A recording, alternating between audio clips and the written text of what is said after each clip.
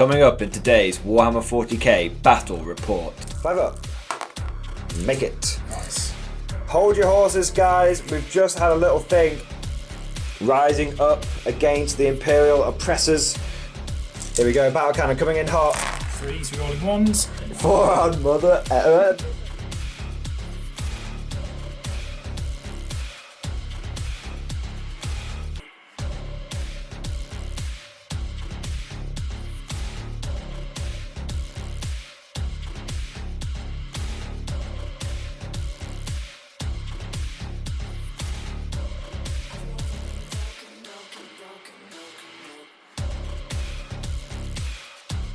Welcome to another Warhammer 40k Mordian Glory Battle Report, and today, guys, we have the Valhallan Ice Warriors versus the Genestealer cult taking place on this blasted Imperial city. You can see some of the buildings are currently still standing, yet some have already been ruined by the ferocious fighting that has taken place on this planet. The Valhallan Ice Warriors have been brought in to try and put down this Genestealer cult uprising, which is in full swing, but the Star Children will not be denied. Their uprising cannot be stopped, and if these Valhallans choose to get in the way, then they will go the same way as the local PDF did. And the less said about them, the better. So today's mission, guys, that's the narrative. Today's mission, we're going to be doing Retrieval Mission from the tournament book. That is where you've got the standard take and hold objectives, 5 points for controlling one objective, 10 points for controlling 2 objectives, and additional 5 points if you control more objectives than your opponent. There are 6 objectives on the battlefield, and it is a long ways deployment. So if you're an old Longbeard, that is hammer and anvil. Just to point out where the objectives are on the map, we've got one here in the Stargate, a couple out in No Man's Land, another couple, one next to this building, another next to this building, and last but not least, an objective in the guard tower. So that's the mission, that's the narrative. The secondaries that have been picked today, the Genestealer cult have gone for engage on all fronts, deploy scramblers, and bring it down. And well, we'll take a look at Alex's army, and you'll see why I picked that last one. The Valhallans today have gone for assassinate, because the Genestealer cult are bringing a lot of characters. Minimize losses. You know, this is quite an elite Valhallan army that we're going to be facing, and they don't want to lose all their veteran tank crews. And last but not least, grind them down. Very fitting. They want to grind the Genestealer cult scum beneath their iron treads. So that is everything pre-game done. What we'll do is we'll go through the armies, and then we will go through deployment. So here we have the Valhallan Ice Warriors in all their glory. A full tank company has been deployed to clear out this city of Xeno scum. So starting off on the right hand side here, we have 2 tank commanders, each one with a battle cannon, a hull heavy bolter, and 2 plasma cannons. The heavy stubber this game, unfortunately, there's been some logistical issues. There's no ammo in that heavy stubber, so it won't be firing this game. We then have 3 squadrons of standard Lehman Russes, each one with a Punisher cannon tank and a battle cannon tank, and every tank has got a hull heavy bolter. Last but not least, in the spearhead, we have a couple of full payload manticores, and again, there's no ammo in that storm bolter, but there is plenty of ammo in those hull heavy bolters. They're going to be chucking out a lot of bullets, cutting down the ranks of neophytes and acolytes. We then have a Tech Priest Engines here. If you're running this much armor, you need someone who's going to be running around and repairing them, and also it's just really cool. And last but not least, we are taking a Void Shield Generator. This has actually been paid for. It looks absolutely fantastic. I've never seen one of these on the field of battle before. And if this works out quite well for Alex, then I might be running down to my games workshop, because I know they've got one hidden at the back of the shelf somewhere. It might be the hidden meta that we've all been looking for. It's really cool. You've got like a guy down here on one of the flanks who's like all messed up, and he's actually controlling a little like inbuilt servitor. So in terms of regiment traits being taken today, these Valhallans are taking a custom regiment trait, and they will be going for jury rig repairs, which means they'll be regaining some wounds at the beginning of the turn. And also they've gone for gunnery experts, which is re-rolling the random number of shots for those manticores, battle cannons, and that's it, the manticores and the battle cannons.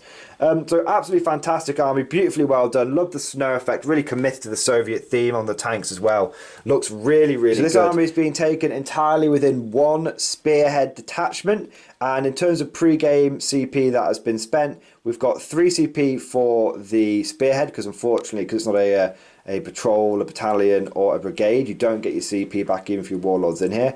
And we've also spent a pre-game CP on an additional tank ace trait, which means that both of these manticores are full payload. There's also 1 CP which has been spent on the fortification detachment in order to take the void shield generator, which means that 5 CP have been spent before the game. That means Alex will be starting with 7 command points. Technically, the tech priest would be the warlord for this army, but he's giving up his trait for the extra tank ace trait.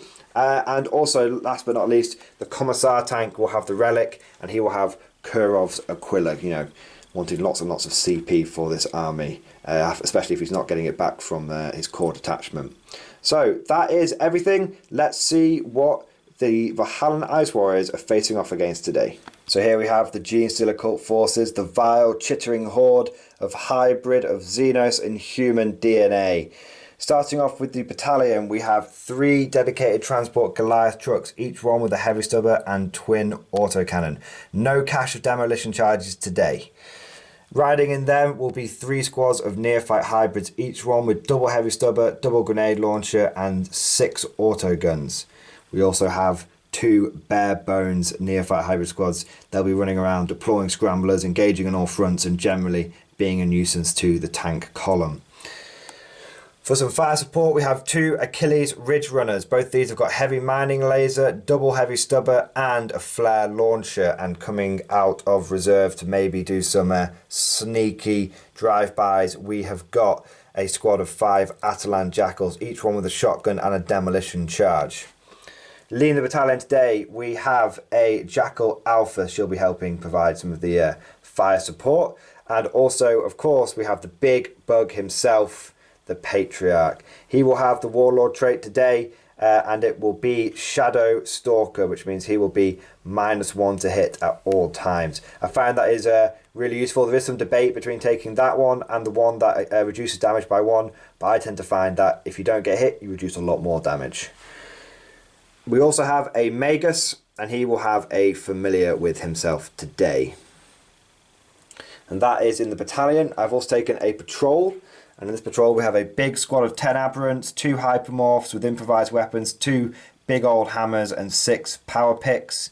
And then 2 squads of acolyte hybrids. Each squad has got 4 mining saws and also a cult icon, and that's it. We've also got 3 more characters in that detachment, 2 HQs and 1 elite. In the elite section we've got the Clamavus, and then we also have a Primus and another Magus. So I have spent 1 CP before the beginning of the game to take 2 more Warlord traits via Broodcoven. I'm going to be giving this Magus the single-minded obsession one. That is the bladed cogs specific Warlord trait. It is basically like old grudges for the Imperial Guard. I will select a unit at the beginning of the game, and anyone who within 6 inches of that model will get full rerolls against the model that I have my obsession against. I'm also going to be taking a Warlord trait on this Primus, who will have the Cult of the Four-Armed Emperor specific Warlord trait, which is called Inscrutable Cunning, and that will allow me to reroll 1 of my dice throughout the game and also give me an additional D3 command points before the game starts. Covering the 2 detachments, I have a battalion of bladed cog, and that's going to be everything that's shooting related. And then I have a patrol of Cult of the Four-Armed Emperor, and that is everything that's got all the choppy stuff in it. That's because I want to be able to have +2 to charge when I come out of reserve, to give my guys a fighting chance of actually getting out of reserve and charging something, and not just sitting out in the open and getting blown away by Punisher cannons. In terms of relic for the army, I have gone for the Crouchling, which is going to be this familiar here. And that allows me to cast an additional psychic power each turn, and also gives me +1 to my cast, so that's really, really nice. All right, so in terms of psychic powers, there's quite a lot spread throughout the army, so we'll go through those as and when they pop up during the game. Right, that is both armies covered. That's relics, warlord traits, and all the other complication that comes with Genestealer Cult and with the Valhallan Ice Warriors. Actually, to be fair, your army is very simple, Alex. Much more simple than mine is. Just lots of tanks, lots of firepower. The cult are going to have to be really tricksy today. The guards certainly have the firepower to just delete them off the board in a couple of turns. But the cult do have the ability to come out of hiding, get charged on those tanks, and generally make a nuisance of themselves. Let's see what the field of battle looks like after deployment. So here we have the field of battle after deployment. The armoured ranks, literally rank upon rank of not man, but machine, ready to drive into this city and crush all before them. Most people wouldn't send an armoured brigade into a city, but not the Valhallans. They do things their own way. If there's building in the way, they'll grind through it. Facing off is rather quiet.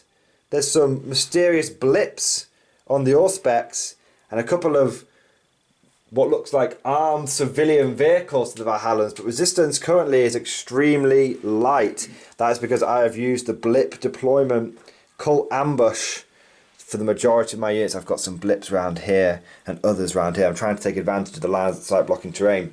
In case you're wondering why I haven't blipped these Achilles Ridge Runners, I want to use their pre-game scout move in order to get them into some nice line of sight blocking terrain areas so I can do lots and lots of ambushes. I know Alex does have some manticores and there's not much I can do about it, but I'd rather face the firepower of 2 manticores than that of 2 manticores and 8 Lehman Russes. It's an absolutely phenomenal amount of firepower that he's got with himself today.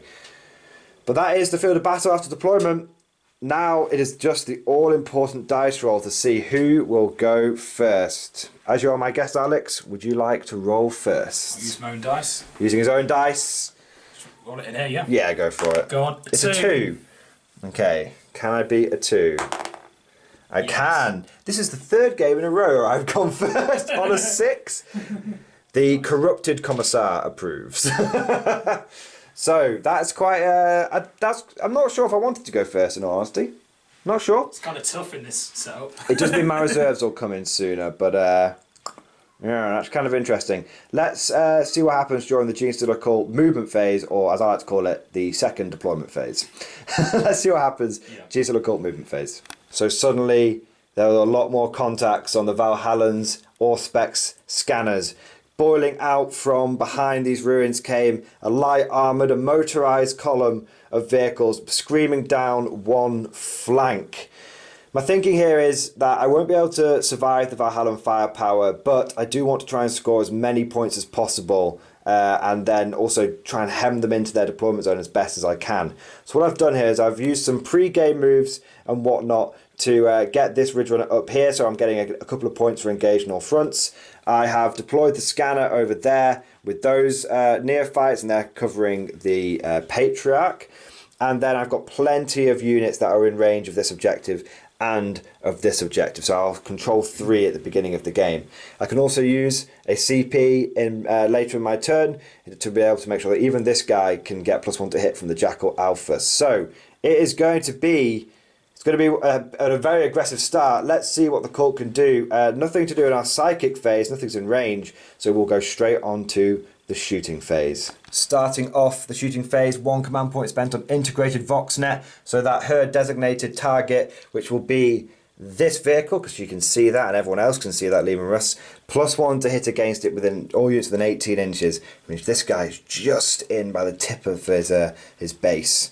So we're going to also then spend a couple more CP, which is going to put me down to 6 overall for raking fire and overcharged weaponry on this buggy, which means he's going to have lots of pluses to hit and wound with his various weapons. Let's do the big mining laser first. Number of shots, 1. I'm going to spend a CP on that because I want to get more shots for it. So that's going to put me down to 5 CP. Still 1 shot. Oh dear. So I'm going to use a different dice because it's got 2s twice in a row now. Yeah. Let's see if I hit. I do hit. Nice. I'm going to wound on a 2. I get a wound. It's AP -3. 6 up save. 6 up save. Nope. Nope. Gets through. D6 damage. 5. Ouch. Not bad. First opening volley.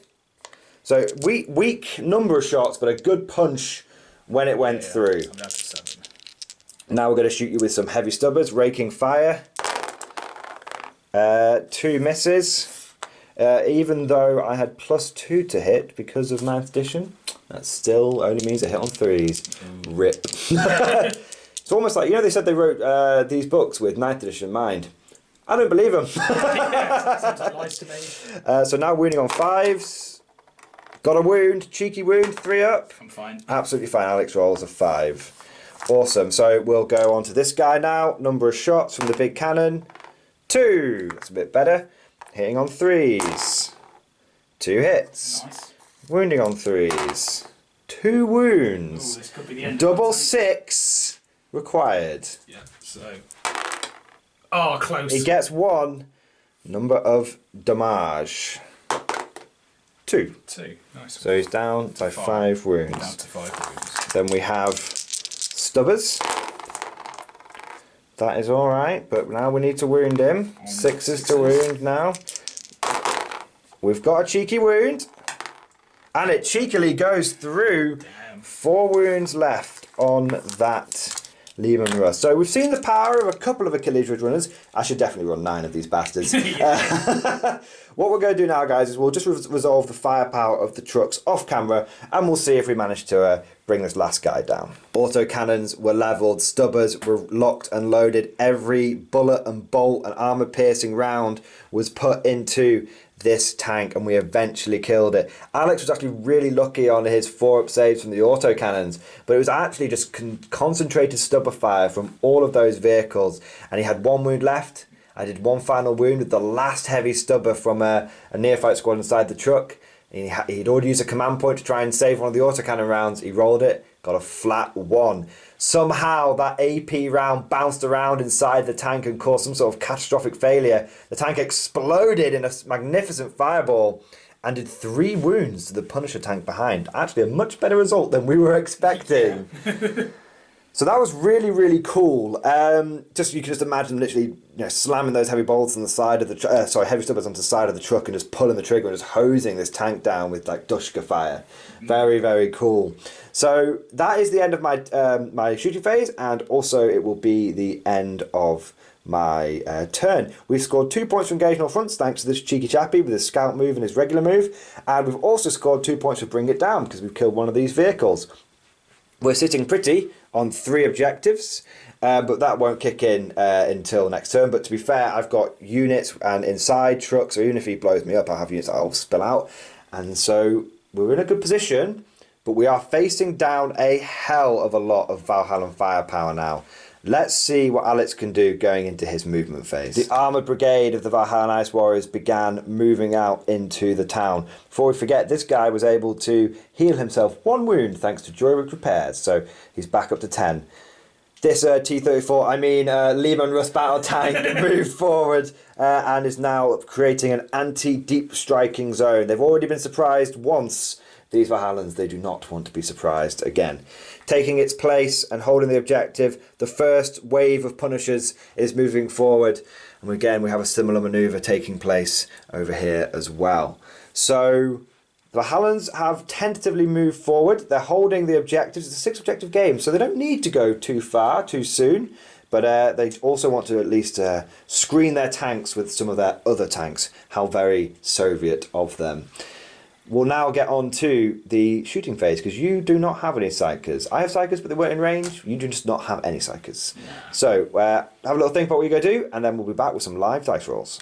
This tank commander is going to open up the shooting phase by telling his crew, gunners kill on sight. That means they will be able to reroll 1s to hit in the shooting phase. We've put this little token on him here. As you can see, it has the order on it there. These were provided by Grot Skull Workshop. I did a recent community spotlight on these. They're absolutely fantastic. I'll link that video at the end of this one, and I highly recommend you go and check them out and pick some up. They're really cool little tokens. You see I've marked this guy with my Old Grudges Warlord trait. Well, it's obsession. Same Yeah, difference. same difference. But also it lets you keep track of what orders you've done. Anyway, he is then also going to be having 2 command points spent on him for Hail of Fire. Maximum Daka. He's firing everything he's got into this Goliath truck.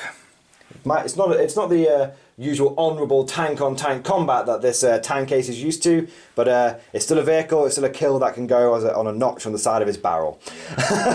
So, do you want to get your dice together, Alex, and let's roll it. Yeah, so I'll roll them in the middle here. So I've Nice. got the overcharged plasma cannon shots. So Okay. obviously max shots kind of One has hidden under there, but it looks like a 3. cool. Very nice. They all hit, didn't need the rerolls. Didn't even need the bloody rerolls. Yeah, 3s to wounds. 3 to wound.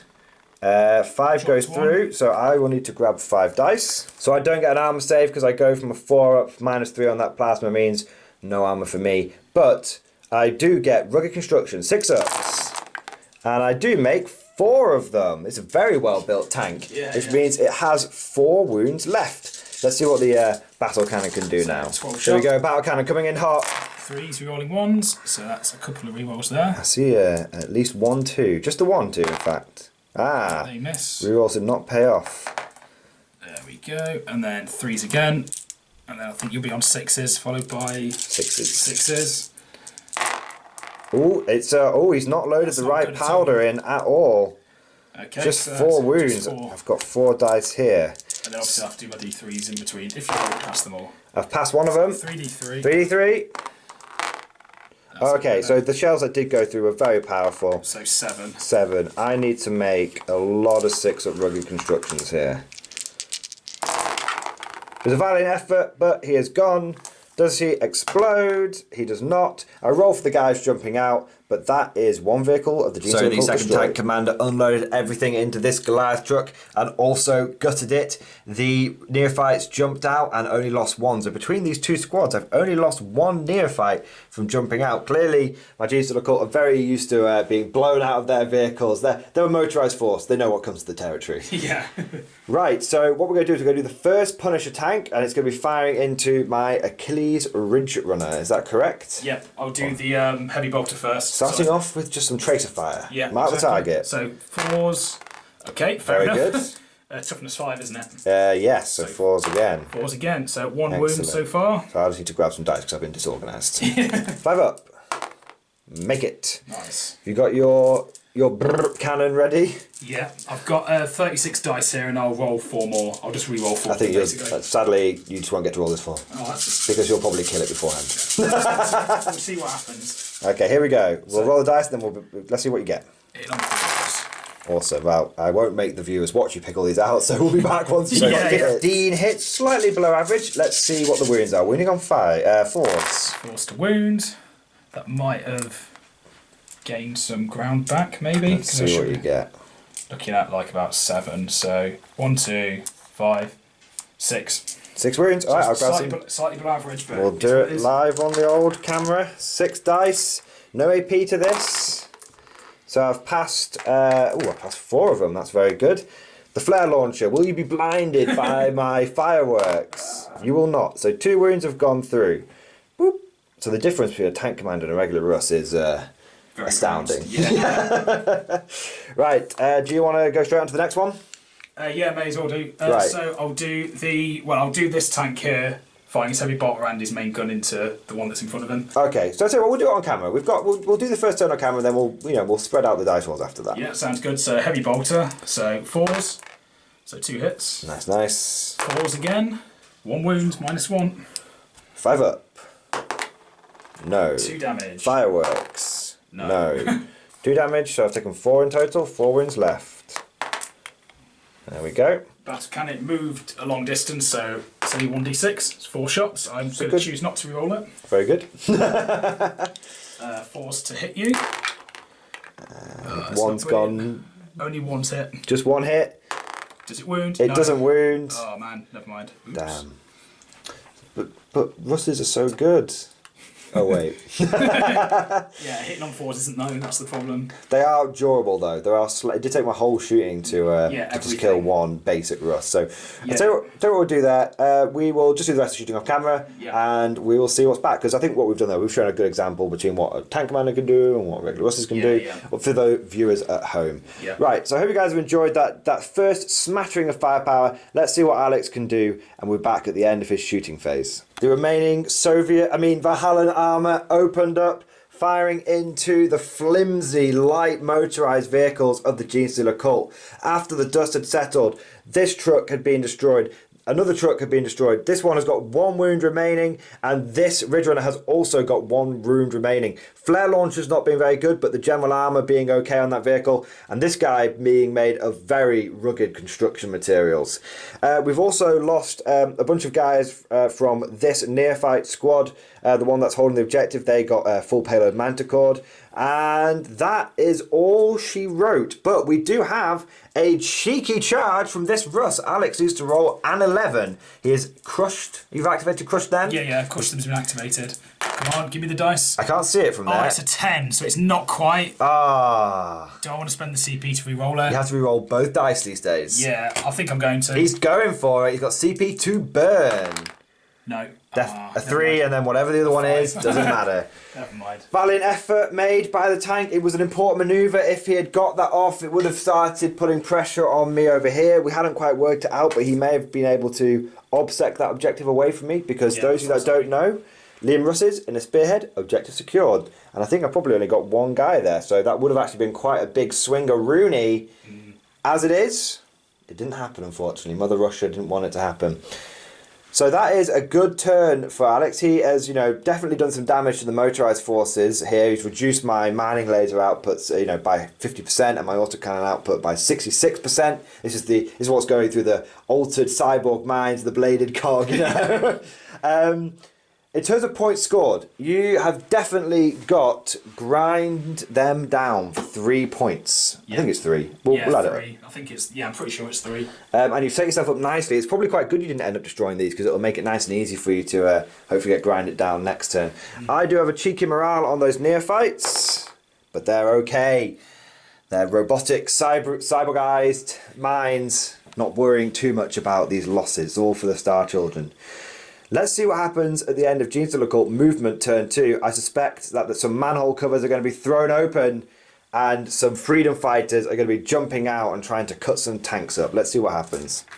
Rising up against the Imperial oppressors, we have the children of the four-armed Emperor. That is my combat units. The Aberrants are staying off the board for now, but 2 units of Acolytes have come in and they're Clamorous. Both these units within 6 inches of him and also in the cover. So if they somehow fail their charge, they will be at least on a 4-up armor save there. I used the Perfect Ambush on this unit here to allow me to get 3 inches closer to the enemy, which means between that being four-armed Emperor and the Clamorous, I'm only a 4-inch charge away from this vehicle. I'll also be a 7-inch charge away from this T-34. I've moved around the units a bit over here, so this Magus has come up here to hold the objective and be screened by both the truck and the neophytes here, and of course there's more neophytes inside that vehicle as well. The Primus came down here. Interesting position. I wanted to hide him out of the enemy's line of sight, but hopefully when these Acolytes get their charge off, he'll be able to buff them with the +1 to hit. He's also put the reroll 1s to wound on that vehicle there.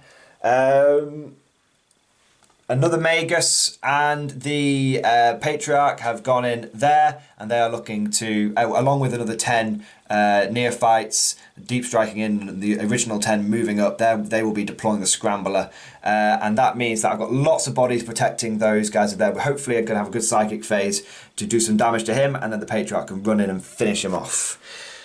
Last, but certainly not least, lying in wait. 2 command points has been spent here, which means these guys can drop in 3 inches away from the enemy, but they can't charge afterwards, and they've got their eye on that Manticore. If all goes to plan, the Genestealer Cult will claim 3 vehicles this turn, which should be very, very nice if they're able to do that. We've still got a unit of Aberrants in reserve and a unit of Acolytes in the truck. Let's see what we can do. going into the psychic phase of the Genestealer cult. So first things first, the Patriarch is going to try and mental onslaught the crew of this Leman Russ. He gets it off on a 10. Alex can't do anything to stop that, but now we have to start doing some leadership offs. You see what happens is Alex rolls a d6 and adds it to his leadership. I roll a d6 and add it to my leadership. If I beat him, he takes a mortal wound, and we keep going until he beats me, unless he rolls a 6, and then it just stops straight away. So what we're going to do is I'm going to make Alex roll it first and then see if he just gets that 6. Nope. Gets a 3, so a 10 in total. Nope, I get like a 15. So yeah, so that's a wound. One so far. One so far, go again. No. Gets a 1, you can't beat me, so you've taken another mortal wound so there. that's 2 so far. 5, it's a good roll. 6, no, you've taken another one. So that's 3, 4. 4. So I'm on 11. I've beaten you again. So that's 5 wounds. Next, 5. 5 rolled. So I'm on. I'll still beat you because I'm leadership 9 at least. Plus So, 4 is 13, and you're 7. Beat by 1. Beat you by 1, so you've taken 6 mortal wounds. 5 again. 5 again, and it stops there. So, 6 mortal wounds from a single psychic power. Wow, that does go to show the power that the Patriarch can put out. So that vehicle is looking worse for wear, shall we say. So after that pretty impressive mind-melting display, we're going to go on to the female Magus. Now, I did spend a CP pre-game, I forgot to mention this in my list, for the Cult Psyche, which means that she will get to cast an additional psychic power stone, and she'll get +1 because she is near the Patriarch. So all very interesting going on there. So the first thing I'm going to do is I'm going to cast a Smite. And I get +1. Does that mean it becomes a super smite? I think it's just a pure dice roll, isn't it? I think it is. Just a pure dice roll. We'll just say I just didn't. There we go. Make it simple. The D3, just the 1. So down to 5 wounds. 5 wounds. Damn, can't re-roll that dice anymore. And then it was a 5 and it flipped onto a 1. Oh, no. And then we'll go for her additional psychic power. She'll go for Psychic Scream, which she doesn't get off. She does perils, so I will use my CP there. To reroll it. Re-roll it, and I believe Psychic Scream does go off on a 5, so I need to see if I can beat leadership on 2 dice.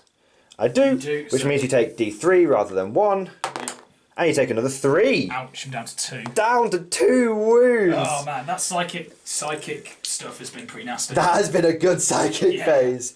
Who needs las cannons? Who needs las cannons? So we've got this Magus over here. I have to have a little think and check what powers he's got. I think he may only have a smite. I think his other one was the advance and charge and the mind control, but I don't think he's within 12 inches. So you know what? We'll go straight into his smite. He will need a 6 at this point, and he gets it on a 7. D3 mortal wounds to this Leman Russ. Just 2. A respectable 2. So that is the best psychic phase I think I've ever had in my entire 40k career. So we will cut it there, have a little think about what shooting I want to do, and then we'll be back in the Genestealer Cult shooting phase, turn 2. So Genestealer Cult shooting phase, we're going to do the Ridge Runner and the Goliath truck on camera. We'll do the rest off camera because it's basically just auto guns at that point. We will be designating this target with the Jackal Alphas, and that means everyone's going to get +1 to hit against her. Going to spend a CP for overcharged weapons on the Ridge Runner because it doesn't degrade, so even though it's only got 1 wound left, it's still having a great time. Number of shots from the heavy mining laser. It's the big 3! It's the big 3, Alex. I don't mean to alarm you. It's quite alarming. It's quite alarming. Hitting on 3s. Oh, they all hit. They all hit. Let's just get these on the old camera. Wounding on 2s now because of overcharged weaponry. Yep. Thank God I spent it. That's 3 wounds. That is going to be, my friend, 3 6-up saves. Who would win? Chad Manning Laser or Virgin Leman Russ? All 3 go through. 3d6. Come on, let's do this. So you got him. Ooh, no. It's only 5 wounds. You know what? I'm going to use... I'm not going to use last CP. I might want to use it for a failed charge roll. I'm just going to do 5 damage to him. Yeah, 5. Puts him onto 5 wounds. Okay, then we will shoot him with the old heavy stubbers. 3 misses. So who would win? Apparently the Leman Russ will win it against the... no wounds there, and then the old auto cannon. This is on the glad truck. Yep. Just rolling it a bit quickly. No wounds there, And the stubber on the Goliath truck. Oh, I don't mean to alarm you. No. Oh, you called it too early. And it's a lot of spinny dice on this table. So he's absolutely fine. So we will do the rest of the shooting off camera, but you know, I think we've had our fun with the wacky dice and the psychic phase. It all balances out. So we will be back at the end of the Genestealer cult shooting phase. End of the shooting phase, these demolition bikers threw their demo charges into this vehicle and were able to do 9 wounds to it. I got a respectable number of hits and wounds, and Alex only made 1 of his saves, but it was a 5-up thanks to the Void Shield generator. And you know what? That wound actually saved that Manticore because I only ended up doing 9 wounds to it. It's got 2 left, so that was really unfortunate. The rest of my shooting pattered off, apart from a single wound was done to this tank from an autocannon, auto gun shot. Must have gone to the driver's slit or something. So unfortunately, I think these guys are going to be in trouble, but we were able to do some damage to that tank, and you know, we're claiming engage in all fronts, which is good. But now it is time for the charge phase, and I've got no CP because I had to use my last command points to throw all the demo charges with them. So let's see what happens. I've got a 4-inch charge with this squad into this tank. Okay, they've made it in. Easily. That's that one done. Now, I've got a 7-inch charge with them into them. In case anyone's wondering why my charge distance is so short, +1 for Cult of the Formed Emperor this turn I turned up, +1 for the Clan of Us, which is back here, doing some inspiring dubstep to them. That squad doesn't make it in. I can't re-roll it, so the Patriarch now is going to give it a go. He will make it in fairly easily. Nice. And we'll also charge in a unit of neophytes. And they will also make it in because they had to deploy 9 inches away, and so they'll go in with him. The reason they're going in? To protect him. Yeah. So we'll move everyone in, and we'll see what happens in the charge phase, in the combat phase. So it was a fast and furious combat phase from the Genestealer cult.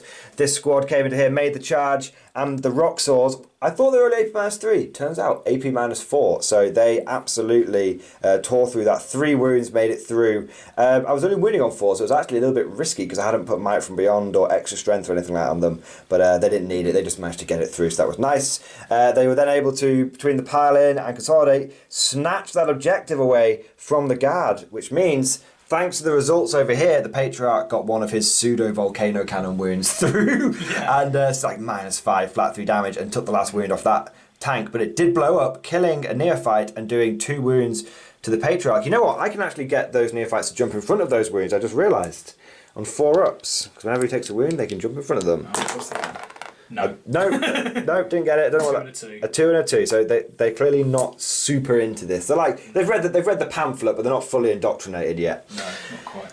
So 2 wins the Patriarch, 1 dead guy there, and I've taken out Alex with that objective, which means the guard will only start with 5 points at the beginning of their turn. But I only got 2 out of the 3 vehicles that I marked for death this turn. So balanced, you know, didn't get everything I wanted, but got the objective that I wanted. So that was a pretty blistering turn 2 for the Genestealer cult.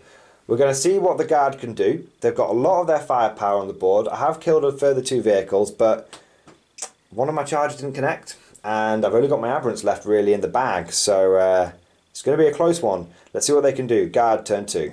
The slow advance of the Valhallan armour continues. This tank has moved up. It can now draw line of sight on these Acolyte hybrids, along with this tank, he's got his options open. He can either help finish these off if the first tank doesn't do it, or he can start piling into the neophytes and maybe even the other acolytes in that building there.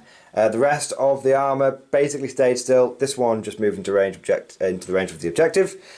And that's the movement phase. We're pinning the Valhallans into their deployment zone, but they may not care about that in terms of objectives. They've still got 3 going on in their half.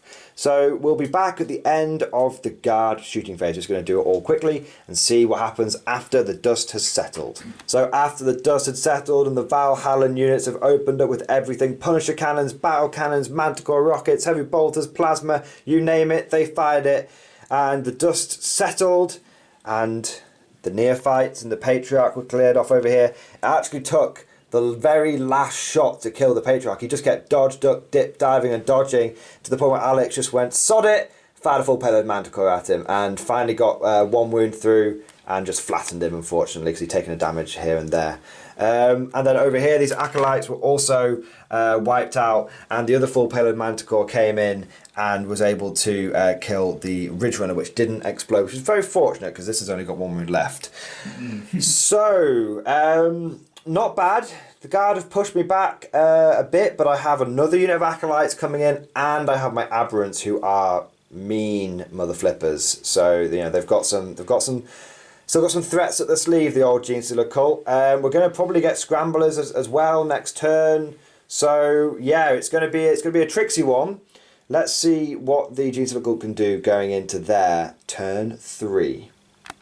So summary: we did the whole of the Genestealer cult turn because we're starting to run low on steam, as is the way with Genestealer cult. They have a decent turn 2 and an alright turn 3, and then the bottom falls out from the army. So what happened is I just consolidated myself around this objective, and so I still held 3. And Alex had 3, so I got 10 primary points. I got out here to screen my characters, who were the Clamorous and the Primus, who were giving some buffs to these acolytes. Shooting phase was mediocre, a couple of wounds done here and there, nothing to write home about. Same with the psychic phase. Psychic had a fantastic turn 2 psychic phase and very mediocre turn 3, so swings and roundabouts. But the combat phase started off high and then cooled off a little bit. The acolytes did have Might from Beyond in them, and they went into that Lehman Russ Punisher and just crushed it. The Aberrants went in, but unfortunately they didn't have any buffs on them, and I got unlucky with the hammer. Alex actually saved the power hammer wound, and if he hadn't, that would have been a very dead Lehman Russ. The Hypermorphs did really well, but then the power picks totally beans it. Alex got 2 6s on the power against the power picks, so I only got 1 through, and then the Rending Claws went in, and I had 12 Rending Claw attacks, and I only hit with 5 out, and I was hitting on 3s, and then I didn't get any wounds, and that was a big deal because those Rending Claws easily could have finished off the last couple of wounds on that Punisher. So it's all, this is what happens. The Aberrants are pretty tough. They might be able to sort of stay around for a little bit longer. The only other thing to mention is these neophytes got a fantastic advance roll and were able to deploy Scramblers, so I've got 10 points for that now, and I got another 2 points for Engage All Fronts, and I've just got another 2 points for Bring It Down. So in terms of points, I'm doing very well. The problem is that because I didn't kill this tank and it's in a spearhead, it's objective secured, which means I don't deny Alex primary points, and the big thing of this army is about trying to deny my opponent primary points. So we'll see where it goes. Genestealer cult are very thin on the ground. We have, got a very damaged Manticore on the field, a very damaged Lehman Russ. Alex can only relentless one of them, and he is down. He is down. We've killed about half of the vehicles now, so almost half the vehicles. So 4 dead. 2 really badly, bottom bracket basically. So it's going to be interesting. Let's see what the guy can do to respond. If they can clear this wave out completely, it could be their game. If they leave too many Aberrants around, it's all to play for.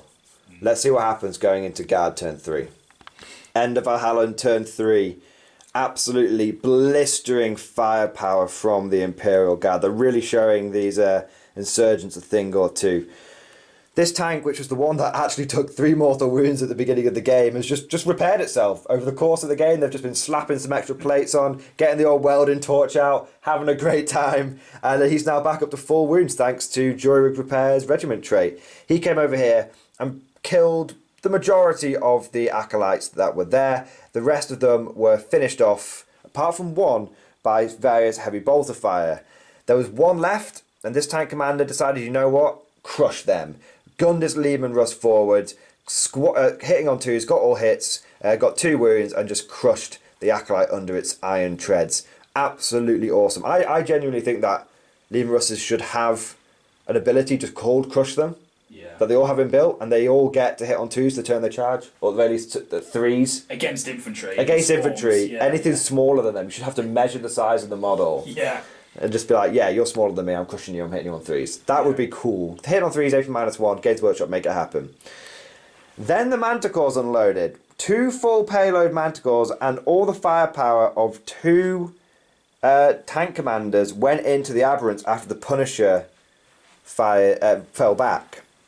I had 4 aberrants that were on this bit of cover, and by God, by the four-armed God, they made good use of it. Four-armed something. Four-armed mother. Let's cut them out. Yeah. But literally, after all it took Alex's 2 full payload manticles, one of which was hitting on 3 thanks to direct assault, to just clear off 4 aberrants.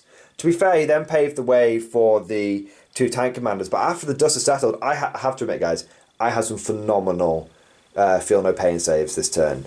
Absolutely, Alex said it was like facing a 3-up invulnerable save. Yeah. It's just thank God Death Guard lost it as well. Yeah. After the dust had settled, this 1 aberrant was left, and I went to Alex. You know what? He's going to make his leadership. Just casually roll the dice. Boom, got the 1. He's sticking around, and that's actually a big deal because Alex hasn't got any command points left, which means this 4-point Russ is looking mighty tasty. If I can get that 4-point Russ, and maybe 1 other over the course of the game, it's going to make a big difference to Alex's minimised losses. Getting that second one's going to be difficult. We'll have to see what I can do, but that is the Ashton of Time turn 3. We're on to turn 4 for the Genestealer cult, and let's be honest, we don't have a lot left. I've got a bunch of neophytes running around, some characters which I've really got to protect, otherwise I'm just going to start giving away Assassinate left, right and centre, and I only really have 1 damage dealing bozo left over. I do have my Psychers though, so we'll see what they can pull out the bag. Let's see what happens. We'll be back at the end of Genestealer cult turn 4. What an absolutely mad Genestealer cult turn. I genuinely thought that with this, that turn 3 was our last hurrah, but the old army had just a little bit more juice left in it to pull out a couple of very impressive little tricks. So, firstly, the neophytes that were here, they were going to retreat to try and cover some characters, but in the end, we were like, you know what? We need to tie up this tank commander because otherwise he's going to do bad things to us and deny the enemy some primary points. So because we've charged in there with these neophytes, we actually did 2 wounds to the Lima Russ in combat, which is pretty impressive. He also took 3 wounds from, I believe it was a couple of grenade launchers, wasn't it? I think so, yeah. So he's actually taken 7 wounds. He'll probably repair that between him and the tech freeze. But the big thing there is that it's denied Alex points, which means that he will only be getting 5 primary points next turn. Now, the other thing that we did in terms of just little bits of bobs, we moved this Primus back here, and then we moved the Clamorous here, so he's holding the objective with them, and that squad's holding that objective. But the main event really was over on the Guard's left flank.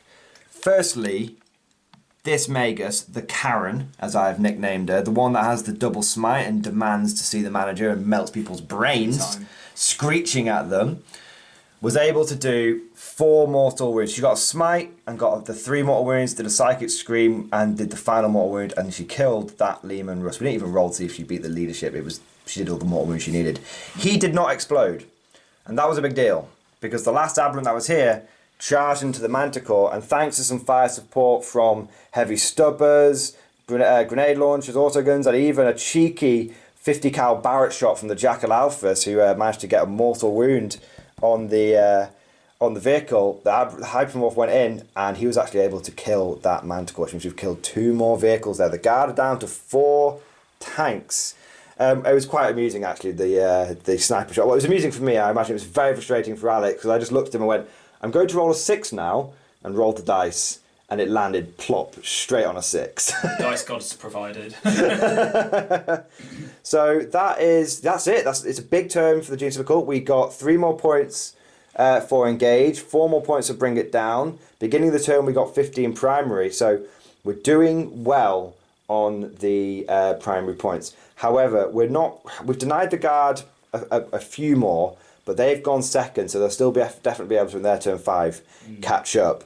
The other thing that we're struggling with is denying the Guard one of their secondaries, which is minimised losses. I thought I had just done it, but apparently Alex had 12 units to start with. I say apparently like it's some sort of scheme. It's Alex It's maths. It's maths. Alex had 12 units to start with. And I've just been so focused on the tanks. I was like, yeah, I've killed more than half your tanks. He's like, well, I've still got the Void Shield, I've still got the Tech Priest. I was like, Damn! So I need to kill basically this tech priest or one of these tanks. And if I can do that, I'll get him below half starting models. And if I do that, he'll only get 5 points for his minimized losses secondary. Yeah. That's a biggie. That's a biggie if we can do that. That's what I need to do in my turn 5. But it's not my turn 5 yet. It's guard turn 4. Let's see what the Valhallans can do. It's still all to play for here. I think they've dealt with all the Genestealer cult threats now. They just need to mop up. If the Genestealer cult had a good turn last time, the same cannot be said for the Ice Warriors. A bit of a letdown, unfortunately. Some good luck on the Genestealer cult side, some bad luck on the Valhallan Ice Warriors side. Maybe the ice is starting to thaw. All the metaphors. All of them. All of them. So starting off, what really sort of started the turn was to be fair, the tech priest did heal that guy, and he healed himself a bit. So that was like, oh, we're getting off to a good start. Then the shooting phase started, and the Punisher unloaded into the neophytes. And he struggled to hit, he struggled to wound, and then the neophytes made 6 out of 8 saves. It was obscene. Yeah. I wasn't even trying to use the barricade from the stairs. I just thought, because I want to keep those grenade launchers now if he still was alive. Yeah, it was just a lot of well-made mining armour. Then this tank couldn't fire because he had to fall back, and this tank opened up everything and cleared away all the neophytes, paving the way for the Manticore to unleash a full payload into the Magus. However, Alex was hitting on 4s. No direct assault this time. Couldn't quite draw the line of sight on her. You got 2 hits and then you only got 1 wound. You had to use a reroll, one of your last CP, to make it 2 wounds. I then rolled 2 dice, and after I got a 6 and a 5 to save her because she is part of the cult of the bladed cog. I got a 5 and a 6, rerolled one of them into another 6. Hold your horses, guys. We've just had a little think. I just remembered that Magus, the female one, was not part of the bladed cog detachment, which means she shouldn't have had a 6-up invulnerable save, which means she did die. Now that is a huge thing, huge swing, because of that result, her dying is 3 points for assassinate for Alex, but also 3 points for grind them down. Literally, her living was a 6-point swing that made Alex think, oh, it's all over. But actually, she's dead. The witch is dead. That's 6 points to the guard. That could definitely bring them back into the game. So it's a damn good job we remembered that, because if we hadn't, it could have had a huge impact on the outcome of the game. But we've caught it live on camera, so that's really, really good. That is a huge difference because she does have like a targeted smite and stuff, which is going to help with the trying to kill that tech priest. Guys, it is all to play for. It's all to play for. So we've both taken back our CP. Alex took one back for his reroll the wound. I've took mine back for rerolling the invulnerable save. All is right with the world.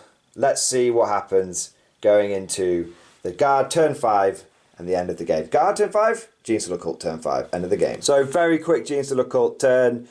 I moved around, shuffled a bit, and fired and shot everything into this tech priest. He had 1 wound left after a crack grenade went through and did 3 wounds to him. And then it came down to the Jackal Alphas. She got a 1 to hit. I had 1 CP left, I re-rolled it. She got another 1. I've been very lucky in this game, so I decided to not bitch and moan about it too much. Just a little bit. I then charged in and got loads of hits. I got out of 8 attacks, I got 6 hits. I only had to get a couple of wounds through. No wounds. The dice gods have said, you know what, Tim, you've had your fun with the dice now. Sit down and let the guard do some work. And that's what we're going to do. End of the guard. That's the end of the Genestealer cult interaction with this game. It's now time for the guard to do their final turn 5 hurrah. So end of turn 5 for the guard, end of the game, and it has been a pretty good display of firepower from the guard. They removed those last 4 neophytes, claimed 3 objectives, and with a cheeky tank commander, destroyed the final bit of motorised armour that the Genestealer cult had left. With that, that got them 10 primary points. They also got 3 for grind it down, and at the end of the game, for minimised losses, they had another 10 points. So for the last round for the guard, they got a big 23-point boost, which is really, really, really nice. But we've tallied all the points up, and there's a lot of guard armour left on the field, and there's not a lot of Genestealer cult. We've got a smattering of just fighters over here, armed with small arms, no major anti-tank things left. But unfortunately, the 5 rounds are over, and the final score is 68 points to the Imperial Guard, but 87 to the Genestealer cult, a 19-point difference. The big thing that the Guard struggled with was primary points. There were several turns where the Genestealer cult just got them down onto just 5 primary, which is just really unfortunate. And also Assassinate was a difficult one. Just kept hiding my characters out of line of sight and forced his manticores to shoot at things like aberrants and acolytes when it really wanted to be shooting at characters and stuff. So yeah, they only got 6 points for Assassinate, but the rest of them did really well. 12 points for grind them down and 10 points for minimise losses. So that's absolutely, that's pretty good. So yeah, it's been an absolute bloodbath here. I really wasn't sure how that game was going to go. If I was to sum it up, where it pivoted on one turn, one moment, it was when that cheeky aberrant survived 2 full payload manticores and 2 tank commanders, and then proceeded to run around and kill this manticore, which made a big difference because it was a full payload manticore. But yeah, that's everything. Absolutely grind of a battle port. It's taken us me and Axe about 6.5 hours to do this. I mean, to be fair, we're playing quite casually, but it's still taking a long time. That's what happens when you've got 3 Punisher tanks and a hell of a lot of janky stuff from the Genestealer cult. Got carpal tunnel from my dice rolling. There's actually like track marks in the board where all the dice have just been rolled. But yeah, absolutely. So thank you for coming down, Alex. It's been a really, really good game. I hope you guys have enjoyed watching it, and of course, we'll see you guys next time.